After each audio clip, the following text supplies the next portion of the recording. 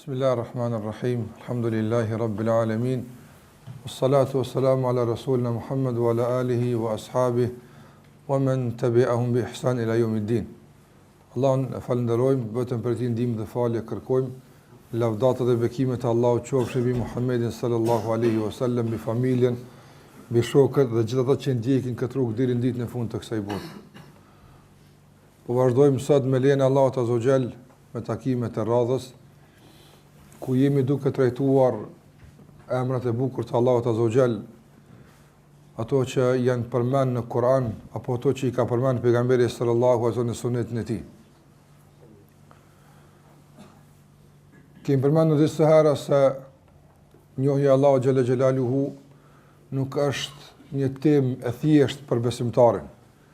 Nuk është një temë e rëndomt që e ndëgjon shpesh herë apo mundet që të zëvendësohet me temat e tjera. Kjo është një temë të rëndësishme, është një trajtim vendimtar për përmirësimin e gjendjes së besimtarit. Dhe gjithmonë sa besimtari të dëgjon për këtë temë, për këto trajtime, duhet që t'ja vendon vëmendjen se është duke dëgjuar diçka që është me të vërtetë jetësore dhe të jetë e rëndësishme për të. Emrat Allahu xhallahu ala, sikur që e kemi përmendur, nëse i karakterizojmë ose nëse i klasifikojmë në atë që aludojnë, atëra kemi emra që aludojnë në falën e Allahut azza wa jall, kemi emra që aludojnë në mëshirën e Allahut xhallahu ala, kemi emra që aludojnë në fuqinë dhe madhërinë e Allahut azza wa jall e kështu me radhë. Dhe gjitha këto nga anë të ndryshme bëjnë që besimtarit t'i ushqet zemra me madhërimin e Allahut azza wa jall, t'i ushqet zemra me dashurinë e Allahut xhalla xhelaluhu e kështu me radhë. Prandaj llojshmëria e emrave dhe e aludimit të tyre e ka një qëllim, që nga kënd të ndryshme të madhrohet Zoti xhallahu ala dhe të shtohet dashuria dhe të ushqet kjo zemër me madhërimin e Allahut xhallahu ala. Emri që sot do të flasim për të nuk është një emër, por janë dy emra. E që këta emra zakonisht shkojnë së bashku dhe përmenden gjithmonë së bashku. Madje madhërimi i Allahut xhallahu ala bëhet vetëm kur këta emra përdoren së bashku. Këta emra janë përmendur në hadithet pejgamberit sallallahu alaihi wasallam si emra, ndërsa si cilësi dhe veprim janë përmendur në shumë vende në Kur'an. Dhe këta dy emra, sikur që e përmenda më herët, japin me të vërtetë mësime të rëndësishme për besimtarin edhe në raport me Allahun xhallahu ala, po edhe në raport të tij me vetveten dhe me shoqërinë. Emrat El-Qabid edhe El-Basit, këta janë dy emra që sot do të flasim për të, emrat e Allahut te baraka ve taala, që do të mundohemi të përmendim kuptimet e këtyre emrave, të përmendim ato që aludojnë në te këto emra dhe ndikimin dhe përfitimin e besimtarit nga këto emra. Fillimisht të trajtojmë shkurtimisht, sikurse kemi tradit, aspektin gjuhësor nga i cili burojnë këta dy emra, El-Qabid edhe El-Basit. Qabd në gjuhën arabe, do të që përsoj buron emrin El-Qabid. Qabd i ka disa kuptime. Ka kuptimin e marrjes, ka kuptimin e shtrëngimit, ka kuptimin e kufizimit, e privimit, e kështu me radhë. Andaj i thohet për shembull kur njeriu privohet nga mundësia e vazhdimit të jetës, i thohet qubida ruhu. Është kap, është marr shpirti i tij, do të thotë është privuar nga mundësia e vazhdimit për të jetuar. I është kufizuar jeta. Ndërsa Basit, prej bast, edhe ky ka disa kuptime, prej tyre kuptimi i shtrirjes, kuptimi i shlirimit, kuptimi i gjerësisë dhe zgjerimit, gjitha këto kuptime vijnë nga rënja e këtij emri. Do të vjen Basit, prej bast, e basti thash i ka këto kuptime. Normalisht, këto dyja, sikur që e përmenda, në një aspekt janë të kundërta, nga se njëra fjalë flet për kufizimin, flet për privimin, flet për ngushësinë, ndërsa fjala tjetër flet për zgjerimin dhe flet për mirësinë dhe flet për gjerësinë e kështu me radhë. Në raport me Allahun xhallahu ala, këta dy emra sikurse ceka funksionojnë së bashku, jo të ndarë. Pra kështu kanë ardhur të përmendur edhe në hadith pejgamberit sallallahu alajhi wasallam, i cili është argument se Allahu xhallahu ala ka këtë emër apo i ka këta emra. Në hadithin që transmeton Enesi radhiyallahu ta'ala anhu ka ardhur se në kohën e pejgamberit sallallahu alajhi wasallam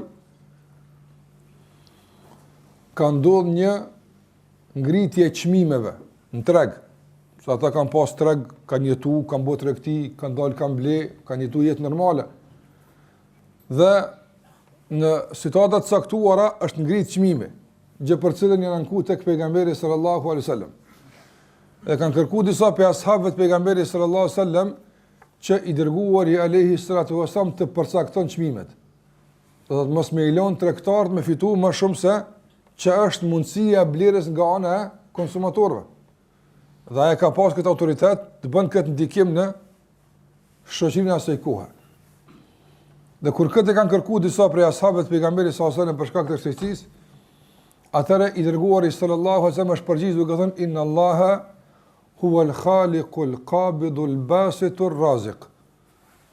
Do të është përgjigj me këto katër emra të Allahu xhallahu ala, e që janë shumë të arsyeshme këto kjo përgjigje dhe përdorimi i këtyre emrave në këtë rast, por që ne nuk e kemi tash mundësinë ta komentojmë këtë hadith. Por ka thënë pejgamberi sallallahu alajhi wasallam, Allahu është krijuesi dhe ai është el-qabid dhe el-basit.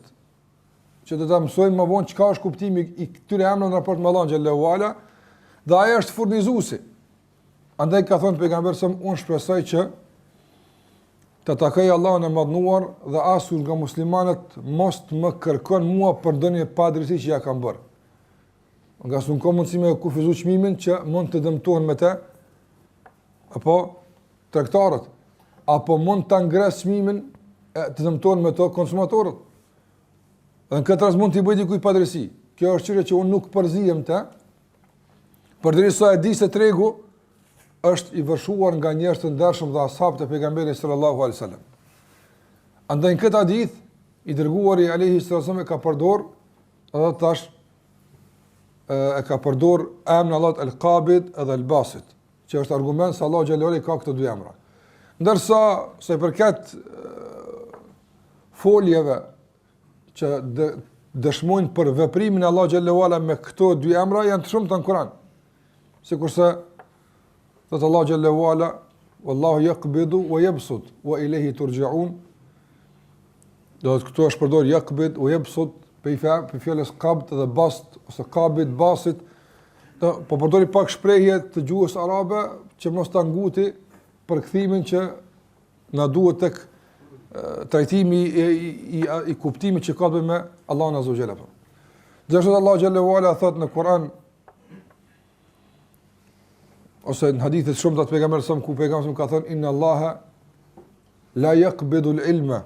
Allahu xhallahu ala inna Allah la yantazi'u al-ilma intiza'an walakin yaqbidu al-ilma biqabd al-ulama. Allahu azza wa jall nuk e tërhiq diturin për një herë, por e kap atë apo e ngushton atë apo e kufizon atë duke kufizuar numrin e dietarëve. Dhe këtu ka qabd. Gjithashtu ka në hadith, inna Allaha yabsutu yadahu bil-layl liyatuba musii'u an-nahar. Allahu e shtrin dorën e tij gjatë ditës që të pendohet mëkatari i natës.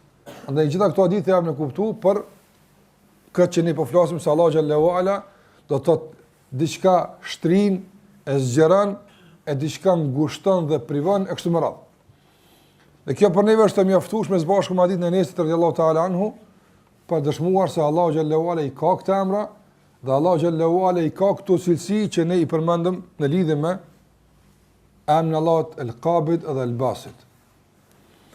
E çfarë kuptimi ka ky emër në raport me Allahun azza wa jall? Ne mësuam gjuhësisht, do të sillet rreth kuptimeve të ngushtimit, të privimit, të marrjes, të kapjes, por sillet edhe gjithashtu rreth kuptimeve të zgjerimit, të dhënjes, të shtrirjes në kuptim gjuhësor. Po në raport me Allahun xhallahu ala çfarë kuptimi ka? Nuk shkojnë larg fjalët e dietarëve nga kuptimi gjuhësor. Allahu azza wa jall e zgjeron dhënien dhe begatit ndaj robit e tij dhe gjithashtu është ai që i angushton dhe ja kufizon disa nga begatit. Dhe kjo ka dy kuptime të ndëruar. E para në raport me një krijesë dhe e dyta në raport me të gjitha krijesat. Çka nën kupton kjo? E para në raport me një krijesë, çfarë kuptimi kanë këta dy jamë në raport me Allahun xhallahu ala përballë një krijesë? Përballë një krijesë ka kuptimin se Allahu xhalla xhelaluhu nuk i zgjeron robit furnizimin dhe begatit nga të gjitha anët, por edhe nuk ja kufizon nga të gjitha anët. Në qoftë se ja ka kufizuar nga një anë, ja ka zgjeruar nga shumë anë të tjera. Në qoftë se ja ka zgjeruar nga disa anë, ja ka kufizuar nga disa anë të tjera.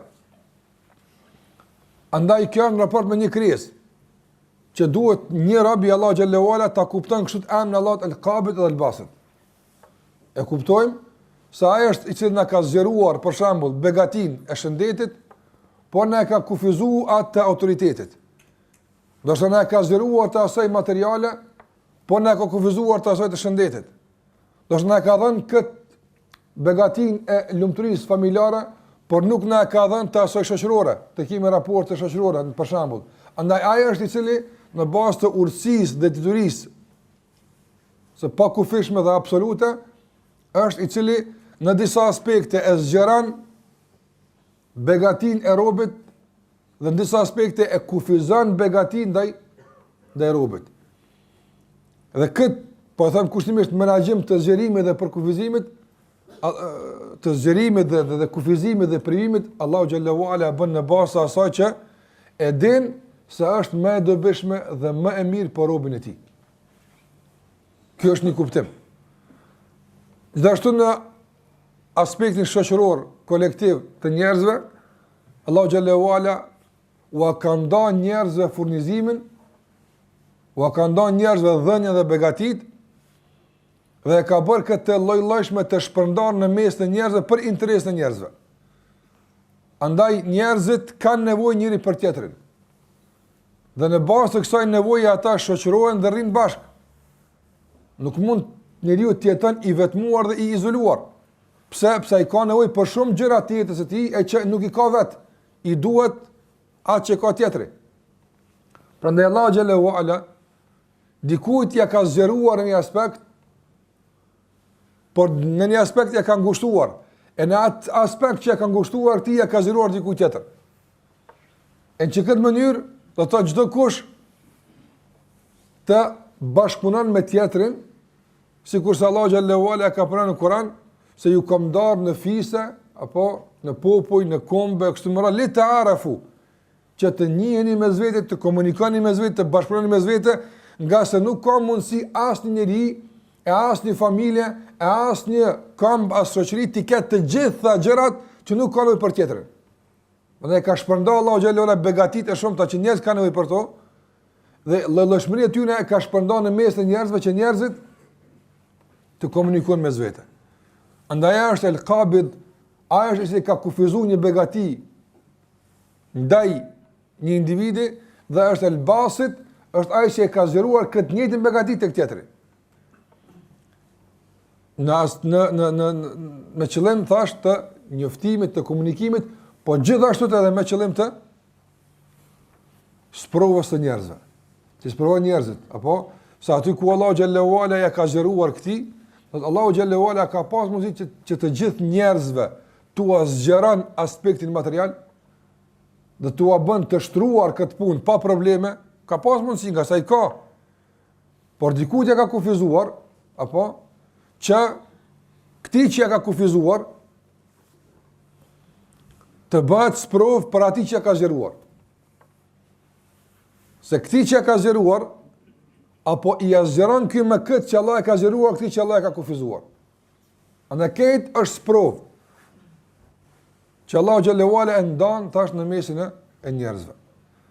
Për kuptimin që i kanë përmend dietarët lidhur me emrin Allahu azza xhalal al-Qabid dhe al-Basit, kanë thënë gjithashtu se ai është i cili do të qabid, i kap dhe i merr jetrat e njerëzve, nxjerr nga ata që kanë jetë shpirtrat dhe i shndron në të pajet, dhe al-Basit është ai i cili të tjerëve u jep dhe u dhuron jetë.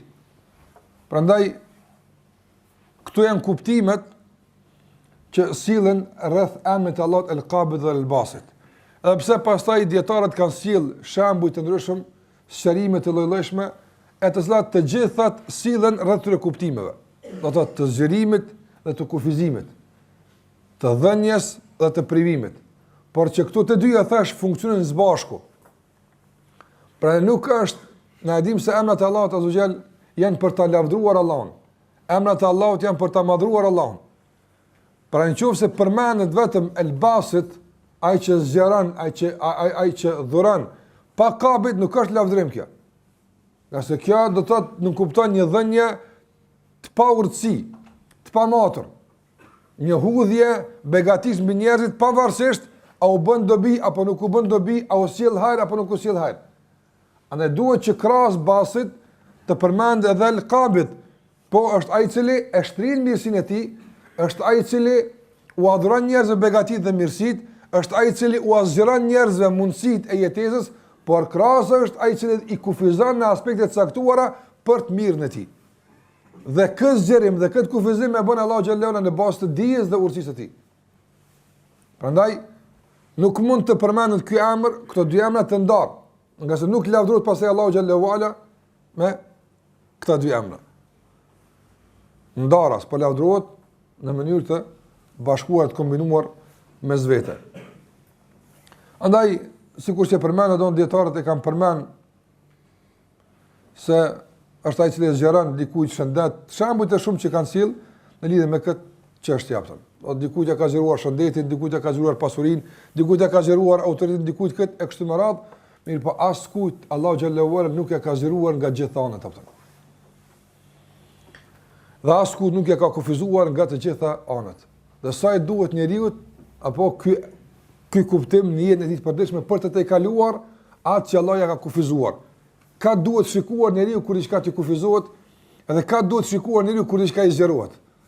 Dhe vetëm në këtë mënyrë e ndjek mesatarin e kërkuar në jetën e përditshme dhe nuk shfrenohet, dhe nuk te kalon kufit. Nga të nëse njeriu për shembull shikon vetëm në aspekt në kufizimit, apo kjo ndikon në dëshpërim dhe kjo ndikon në zhgënjim. Nëse shikon vetëm në aspektin e zgjerimit, kjo ndikon në tejkalim të kufit dhe shfrenimit. E që të dyjat i bëjnë dëm njeriut. Edhe dëshpërimi dhe zhgënjimi e dëmtojnë, por edhe shfrenimi dhe tejkalimi kufive dëmtojnë. E jeta është gjithmonë mes këtyre dyjave, ose situata që ushqejnë shpirtin me zhgënjim dhe dëshpërim, ose situata që ushqejnë shpirtin me mendimallësi, teprim, shfrenim e kështu me radhë. Dhe nuk ka njeriu fuqi individuale që ta mban mesatarën vetvetiu. Përveç se nëse është i pajisur me dije dhe njohjen e Allahut azza xal, i cili tregon ty se në këtë anë të kumdhon, por dikujt tjetër ja kanë kufizuar këtu. Andaj mos e keq përdor se edhe ty ta kufizoj. Nëse ta ka kufizuar në një aspekt dhe të ka plan dëshpërimi dhe mërzia, shikon në atij që ka zgjeruar për të kuptuar fuqinë e Allahut xhallahu ala se ka mundësi ty këtu me ta zgjeru, por ta ka kufizuar për një arsye të caktuar. Dhe kështu menaxhon besimtarin me çdo situatë.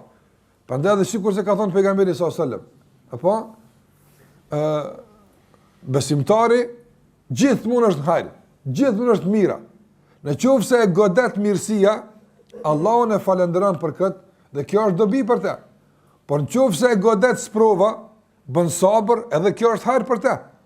Andaj nuk ka mundësi besimtari i drejt, ai që e njeh Allahun xhallahu ala, asnjëherë të gjendet në situata, po them kështu, të palakmueshme që mund të dëmtohet, qoftë me dëshpërim dhe zhgënjim, apo të dëmtohet me shfrenim dhe tejkalim të kufive. Nga se gjithmonë është e kërkuar mesatarja, dhe kush ja garanton këtë mesatare, ja garanton njohja e tij ndaj Allahu xhallahu ala, veçanërisht me këta emra që po flasim ne sot për ta, el-Qabid edhe el-Basit. Prandaj këto janë kuptimet e këtyre dy emrave në raport me Allahun xhallahu xhelaluhu. Ndërsa në raport me neve këta dy emra, çfarë ndikimi kanë? Në raport me neve këta dy emra, çfarë ndikimi kanë? A mësum kuptimin e këtyre emrave në raport me Allahun azza xhel. Do sot në raport me neve na duhet që të jetojmë me këta emra. Neve na duhet të jetojmë me Allahun azza xhel, ta ndryshojmë jetën tonë për smire. Që të jetojmë me Allahun dhe që të takohemi pastaj faqebar me Allahun azza xhel.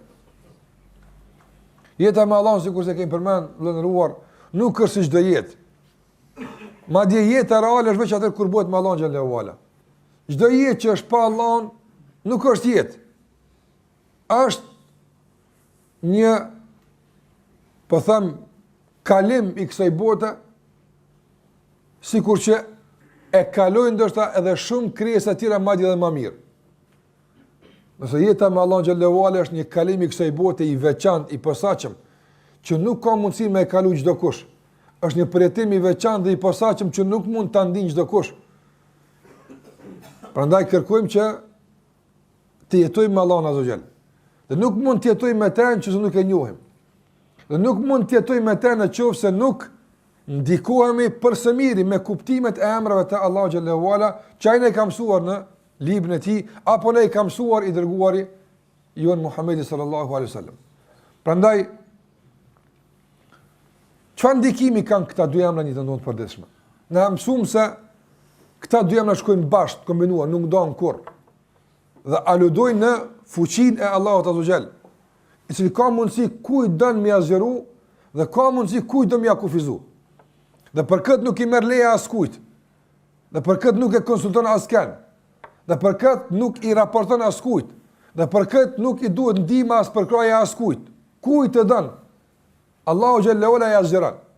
Në qoftë se Allahu te bareka ve teala don një njeriu me azhëru autoritetin në ndikimin. A ka mundësi dikush të dalë Allahut përpara në këtë drejtim? Nuk ka mundësi. Ai është el-Basit, yabsut. Ai azhëron dikujt këtë sa ai don. Në qoftë se Allahu don dikujt me akufizu autoritetin dhe ndikimin. A ka mundësi dikush të rebelohet dhe të dalë protesta, apo dhe të ndalë vendimin e Allahut azza xhel? A ka mundësi? Nuk ka mundësi. Në qoftë se Allahu xhel don dikujt me azhëru në aspektin financiar, ekonomik, me azhëru bereqetin ose me azhëru pasurinë. A ka dikush që në kazilia mund t'ja ndalë? S'ka mundësi vallahi. Në qoftë se Allah do më akufizu dikujt aspektin ekonomik dhe material, a ka dikush që ndal? Nuk ka dikush që ndal. Prandaj e para që ndikojmë nga këtë emër është, do të thotë ta ushqim zemër me madhërimin e Allah xhallahu ala dhe të bindemi në fuqinë e tij të pakontestueshme, absolute. Që vetëm Allahu është ai i cili zgjeron dhe vetëm Allahu është ai i cili kufizon dhe ngushton. Dhe krahas asaj na shtohet edhe dashuria ndaj Allahut azza xhel, sikurse e kemi përmendur vazhdimisht, kjo dashuri që po na duhet shumë për të dhënë kuptim jetës, për të na lehtësuar sprovat, për të dhënë një përjetim të posaçëm adhurimeve tona, na duhet kjo dashuri. Por kjo dashuri nuk blet në treg, as nuk lexohet, por ushqet zemra me to. E si ushqet kjo zemër? Me njohjen e Allahut xhallahu ala. Andaj kur ti e sheh se si Allahu xhallahu ala kujt don ja kufizon, këtë don e privon për diçkafit, kujt don Allahu i azhëron, kujt don Allahu xhallahu ala i azhëron, kujt don Allahu xhallahu ala i jep mira. A ka mundësi që besimtari përballë se të kalon, po thuaj se nuk po ndodh asgjë? Dhe gjitha këto ndodhin me urësinë e Allahut te bareka ve taala dhe ndodhin me ditën e tij. Allahu xhallahu ala ndëruar nuk i asqëron askujt, nga se nuk e merr askush në pyetje. Nuk i asqëron askujt pse filoni ka kaq. E pse filoni ka kaq. Pse filoni, për shembull, kur është dërgu pejgamberi sallallahu alaihi wasallam, të gjithë Kurejsht, paria e Kurejshve, të mëdhejt e Kurejshve, të gjithë e kanë kontestuar vendimin e Allahut për të dërguar Muhamedit pejgamber. Dhe ata kanë pritë që ata nuk e kanë kontestu, po them kushtimisht, institucionin e pejgamberllokut. Ata s'ka pas pejgamber kur dolet. Ja. Ata kanë pas njohuri se Allah ka dërguar pejgamber deri dikun. Nëse janë thirrë në emrin të Ibrahimit alayhisalam, ata vetë çapën e kanë pas para vetë të ndërtuar nga një pejgamber. Ata se kanë kontestuar mundësinë e ardhës pejgamberit. Po pse këtia zhënë e Allah, këso ngusht ke jetim, ke fukara, ngusht për të nënve, këti tash pja zhënë e Allah gjenë leura një autoritet pa kontestueshëm që këta do të mengu këta për shkak të pejgamberllokut. A kanë kontestu qëta? Dhe Allahu Gjelle Gjelalu, a ju kap arsyetime pse këta? Ja, apëta. Veç ka thonë, e hum yaqsimuna rahmet e rabbik, a mos valë këta në ta që kanë me do rahmet në Allah ta? Kjo është mëshirë Allah të zhjerë, kjo është mirësia ti. Aja zgjeron autoritetin ku i dënë, pushtetin ku i dënë, aspektin material ku i dënë, shëndetin ku i dënë, ku i dënë ja zgjeron, dhe ku i dënë ja ngushton. Dhe qka për këtë, nuk i raporton askujt. Mirë, po fakti që na nuk e dim këtë, dhe ndoshta në aspektin e parë të jashtë nuk mund të bindemi bashkë që këni ma u konë meritor për qëtë punë, kjo nuk nënkupton se nuk është bërë në bazë të meritave, nuk është bërë në bazë të një përzgjedhje hyjnore, në çdo aspekt, e cila ndërtohet në urtësinë dhe ndërtohet në diturinë dhe drejtsinë e Allahut xhalla xhelaluhu. Pa unë nuk e di pse filoni ka kaq, unë nuk e di pse ka. Pse Allahu xhalla xhelaluhu dikujt i ka kaq shumë, nuk e di pse. Por 100% e di se është drejtësi. Dhe 100% e di se është mirësi. Dhe 100% e di se është urtësi dhe maturi. Nuk ka mundësi me kundryshe nga ana Allahut azza xhalla. Prandaj dietarët kanë thënë, sar Allahu xhalla xhelaluhu vepron në raport me robën, me emrin e tij el-Qabid, kufizim dhe privim, gjithmonë është në bazë të drejtësisë absolute, nuk lëviz as një atom. Ndërsa Allahu xhallahu ala vepron në bazë të emrit të el-Basit, të zgjerimit apo dhe shtrimit dhe dhënies së madhe, gjithmonë vepron në bazë të mirësisë së tij. Dhe Allahu xhallahu ala fadlullahi yutihi man yasha. Begatia dhe mirësia e Allahut ai jap kujt don. Ai jap kujt e don. Andaj robit nuk i mbetet në këtë pikën e parë ose dytën që thash, ti shtohet zemra me dashuri kur e kupton se gjithë kjo ndarje, kufizim dhe shtrirje bëhet në bazë të urtësisë dhe drejtësisë së Allahu xhallahu ala, që asgjë nuk del jashtë në dyjave. Kur gjitha këto din robi dhe i kupton këto robi dhe jeton në bazë të kësaj, atëherë nuk duhet që të mirret me kontestimin e përzgjedhjes, qoftë me privimin apo qoftë me zgjerimin. Nuk është kjo më e jotja. Por e jotja është që të shikosh ti se ku ta ka zgjeru e ku ta ka ngushtu, që të shikosh se a bëhet fjalë për një begatim real që duhesh t'i gëzosh, apo duhesh të kërkosh ende më tepër se nuk të është zgjeruar atje ku duhet. Që kjo është e jotja. Nga se shumë njerëz fatkeqësisht mendojnë se në qoftë se i zgjerohet aspekti material, apo kjo është një mirësi e madhe pe Allah që Allah e ka dhënë. Dhe kënaqet me këtë dhe nuk shikon në aspektet e tjera që është i privuar prej tyne, që atje të kërkon nga Allahu xhallahu ala të zgjerohet. Nga se e ka vërbnu aspekti material. E ka vërbnu një dhënje tejet e vogle kësaj dunje, po për një në shumë e madhe. Nga se këtë dunja për Allahu xhallahu ala është e vogël.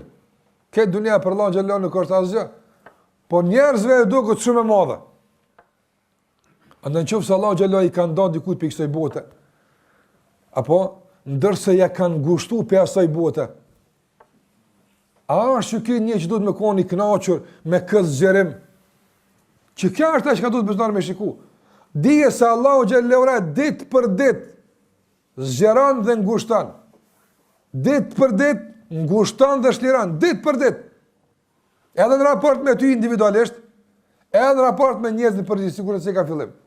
Shikaj vetën tënde në mëngjes kur e qu. Ku e ka zgjeru e ku e ka ngushtu. Që të dish a të qash apo të qeshësh. Që të dish a të knaqesh a të mërzitesh. Ti të dish. Prandaj gjithmonë syt e besimtarit në raport me këtë emër, do nga ndikimi i këtij emri është se mëson besimtarin ka të lëshon syt. Se varzi ka lëshon syt, çashtu pastaj edhe e ka disponimin, çashtu pastaj edhe e ka vlerësimin, çashtu pastaj edhe ka jetën e tij, ka do që i ka syt. Andaj ka i lëshon syt sabah kur qosh. Ka i lëshon syt ditën, ka i ke lëshon syt njëtën tënde. Për shikuar zgjerimin dhe për shikuar kufizimin. Ka. Në qoftë se Allahu xhallahu ala ta ka zgjeruar kuptimin e fesë. Në qoftë se Allahu ta ka zgjeruar përjetimin e adhurimeve. Në qoftë se Allahu ta ka zgjeruar gjuhën që ta përmend Allahun më shpesh, apo ky zgjerim është kryesori që të jetë në zhvillim e sipër. Ky duhet me kon gjithmonë duke u zgjeruar, apo kur ky aspekt është i siguruar, mundemi lirshëm pastaj të shikojmë edhe aspekte të tjera si qëndron puna me to. Por në qoftë se këtu jemi në kufizim e sipër, ditë për ditë, pa e vrejmë vetën tonë, se për na kufizohet kuptimi, për na kufizohet mundësia mësimit të fesë, për na kufizohet përjetimi i adhurimeve, për na kufizohet edhe sasia e adhurimeve, nuk kemi ata që kemi qenë dje, por mirë është elhamdulillah, nëse sa i, nështë s'po lexoj Kur'an, siç kom lexuar dikur, Allahu s'po e përmend çaq shumë, dyqysh nuk po pretendoj adhurimet, më është kufizuar përjetimi. Mirë, po mirë është shnash shoqëror alhamdulillah, s'po mdhem kurkon, edhe plus asaj mirë po shkon puna e biznesit dhe tyrave, a është kjo ajo që duhet bezë me kuptu nga Al-Qabi dhe Al-Basit?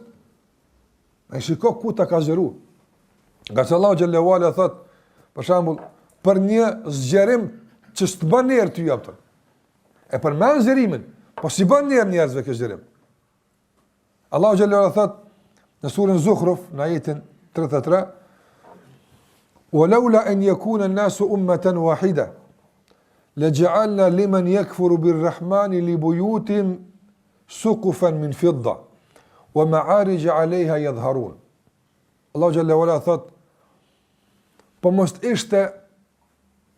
ishte frika se njerëzit do të ndahen, muslimanët, besimtarët në Allah xhallahu ala do të sprovuan keq, apo nuk do ta kuptojnë drejt këtë zgjerim, çka kështu më bën aftën.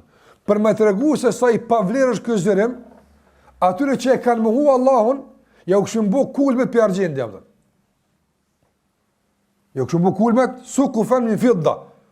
Apo, dhe do të këshim bu shkallë dhe palatet të larta, që në to ata duken dhe mburën për mes të june, aftën.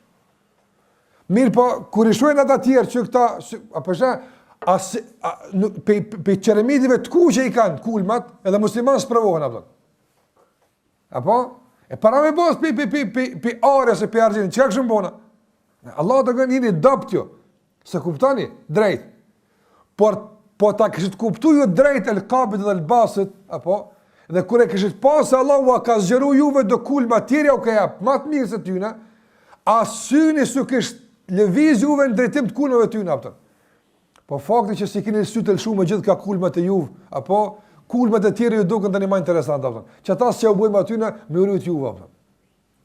Rahmet për Allah xhallahu ala, apëtën. Për ndryshe, për që ka vlerë të shka kjo zërim, për që u bën lirë të shka kjo zërim, ja u këshbo Allah xhallahu ala me kulma, me kejt, me ari. Pse? A mos pa e hargjojnë Allah në zogjela? Apo? Sa kanë mi knaq ato? Shumë shkurt. Edhe kanë me dalë, kanë mi lonë që ashtu argumente të gjalla dhe faktet pa më hushme për realitet në kësa jetë. Prandaj, shiko ku? Në ka zgjerim, po, këtu në Allah ja ka zgjeru, po kjo zgjerim a ju bën njerë? Jo, Allah si bën njerë kjo zgjerim absolutisht. Nuk ju bën njerë apëtër.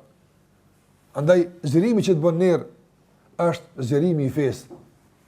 Po, pas këti zgjerimi, çdo zgjerim është i mirë sa ardhën. Dhe kena nevoj për ta. Apo?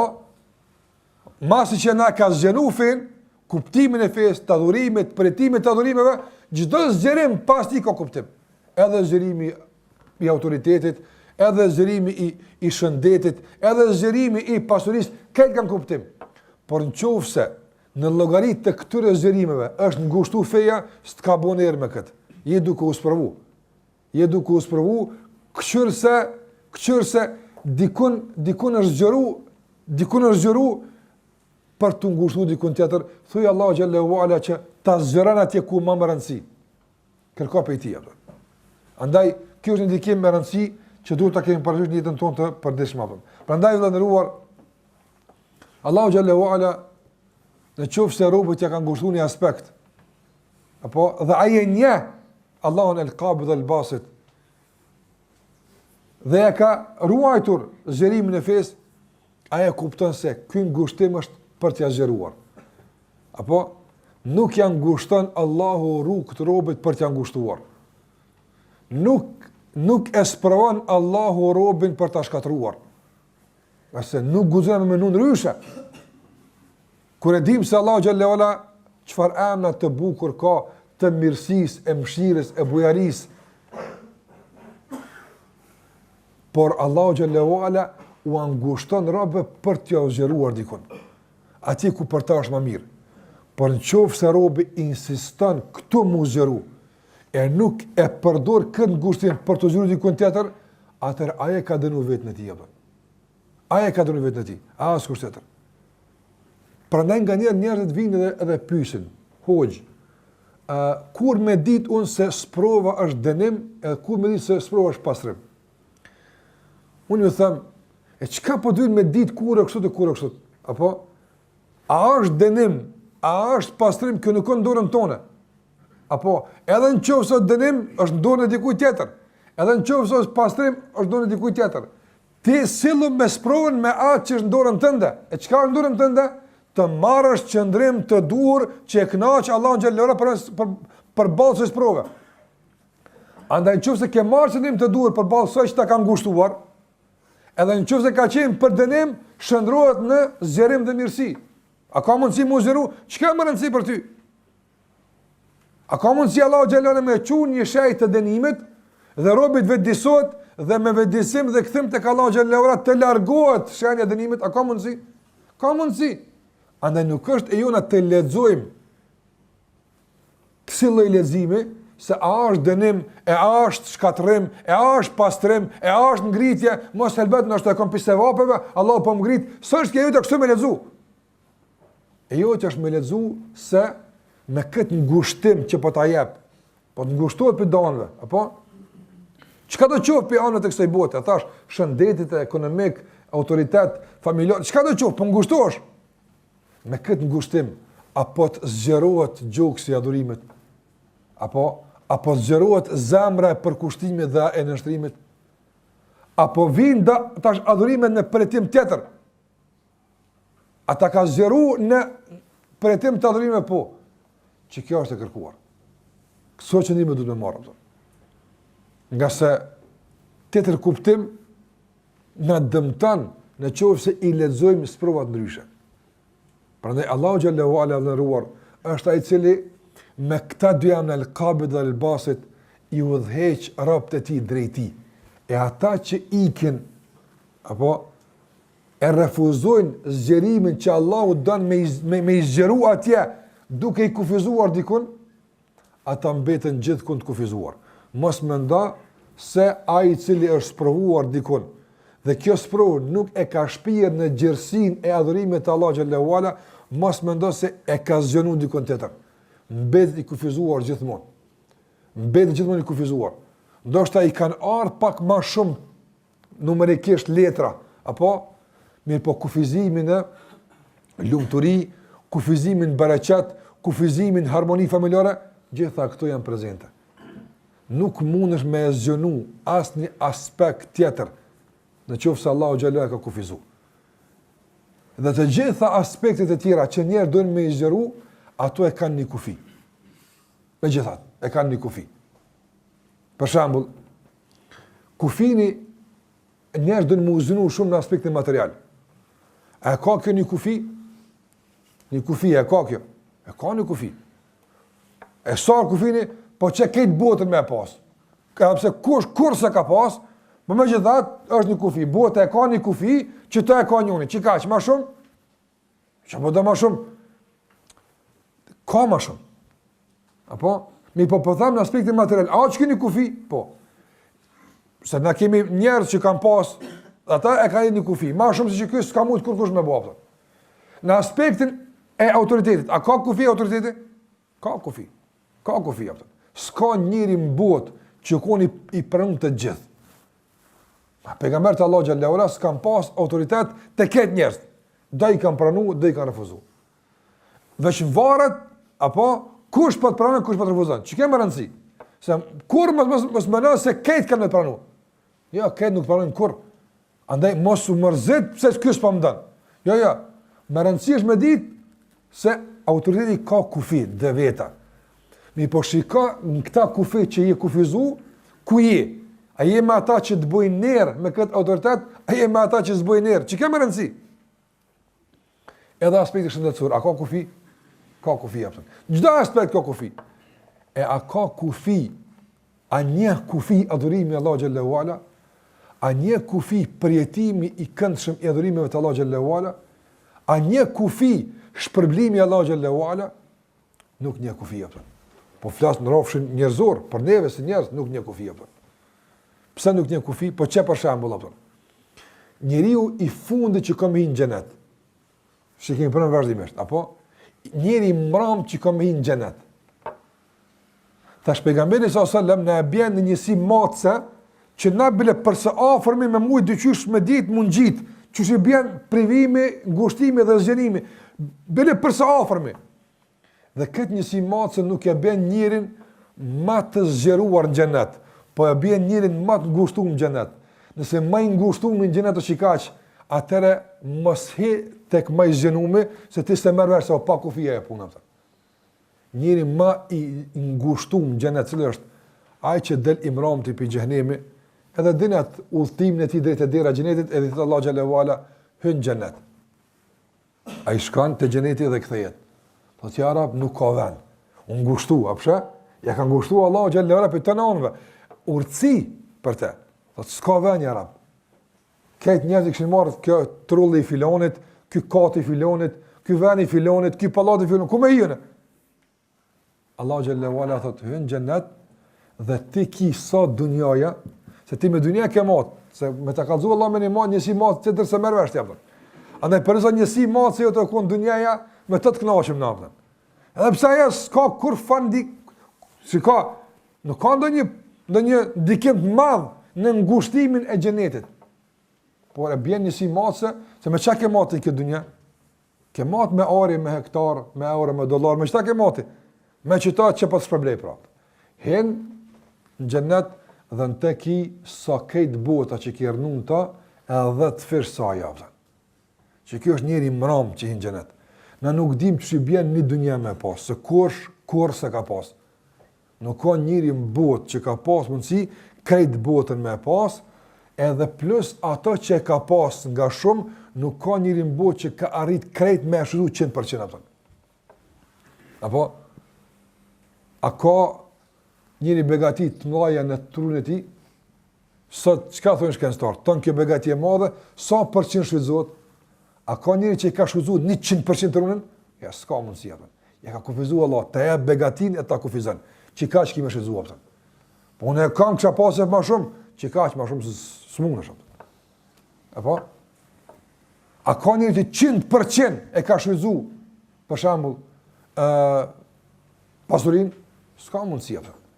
Se u deke kalon për mas. Si kalon për mas, se ka shëzu këtë dëmon. U me e talo pa u harqit da. Apo? Ndërso në gjennet, shikon në nëruar, atje ku s'ka kufi, atje ku dush me këshur sa ma shumë me zgjënu, sa ma shumë zgjënej atje, se atje s'ka kufi, atje lere që ki ato që ka kush kur se ka pas. Po dhe mundësia e shfrytëzimit është ndryshe, apo nuk është si kurse në këtë botë. Atje është 100% shfrytëzime, s'ka kufizime. Allah nuk thot ta akomodon këtë begati, ama në gjenet 20% veç, ma shumë së shizua se zban. 100%, këtë kime shizua. Prandaj, kjo është zërim që në bënë nërë. Nëse Allah në ka zëru fen, në ka zëru begatin këtë drejtim, Edhe në qoftë na ka kufizuar në aspekte tjera, duhesh me ditë se ti e kufizu pak, e dikush e kufizu ma pak, ama nuk ka njeri që nuk është kufizu në ato që ti e kufizu. S'ka njeri. Apo? A të është kufizu aspekti material, po. A je i vetëm në botë, po s'ka njeri në botë nuk ka që nuk është kufizu aspekti material. Ja, nështë ta ka, hoqë më sugut. Ja, nuk ka. Pse nuk ka? Mere njerin që i ka miliardat, njeri ma i pasë në botë. Apo? Si pas ti, a ka mundësi me pas a i hala? A lakman e me pas hala? Po si të lakman me pas hala? E nuk i ka hala, a është i kufizum, a e kanal dikush dikun, a e kish pas se pas për panal bashkë të me shku ma tutje? Po, opto. A ka kufizum Allahu Gjallahu la jetën edhe atyne? Shqyëzimin e pasu andaj Allah e ndëruar, nuk ka njëri në botë që nuk është i kufizum. Si e veç ti? Andaj, mos shikon ka kufizimet, por shikon ka anë e zgjerimeve. Nëse ta ka zgjeru fen, të ke fundit në kufizime i përbashkë një në mesin e shumë miliarda tjerve që janë të kufizum. Dikush ma pak e dikush ma shumë apëta. Prandaj, kjo ndodh me urtësinë e Allahut Azza wa Jall. Kjo ndodh me begatinë dhe mirësinë e Allahut Xhallahu Ala. Dhe kjo ndodh me drejtsinë e Allahut Te Bareka Teala. Prandaj, emri Allahut El-Qabid dhe El-Basit e mëson besimtarin që ta kupton jetën sa ajo ndërtohet në kufizime dhe në zgjerime. Ndërtohet në dhënje dhe në marrje. S'ka me marrë gjithmonë, por s'ka dhe me dhonë gjithmonë. S'ka me uzëru gjithmonë, por s'ka dhe me kufizu gjithmonë. Jeta është kështu mes kufizimeve edhe shtrirjeve dhe zgjerimeve, mes dhënjes edhe marrjes. Jeta është kështu, s'është ndryshe dhe ditë për ditë ne jemi në këtë proces. Por ajo që duhet të shikojmë ne është në fushën e raporteve tona me Allahun Xhallahu Ala, ka sikur se ka dhënje, ka zgjerim, po që s'të bën nderë ty jopëtën. Ajo që të bën nderë ty është zgjerimi i mundësisë për të adhuru Allahun Xhallahu Ala. Zgjerimi i mundësisë për të përjetu adhurimet ndaj Zotit Xhallahu Xhelaluhu. Zgjerimi i mundësisë për të përmend më tepër, për të zbatu urën e tij më tepër. Nëse këtu Allahu pa e sheh se po ta zgjeron ditë për ditë, po kupton këtë fe më mirë ditë për ditë, apo këtë zgjerim Allahu Xhallahu Ala po ta dërgon vazhdimisht. Dije se me këtë zgjerim marrin kuptim të gjitha zgjerimet e tjera. Madje edhe kufizimet kanë kuptim. Por pa këtë zgjerim, edhe zgjerimi tjetër është mërzi dhe dëshpërim.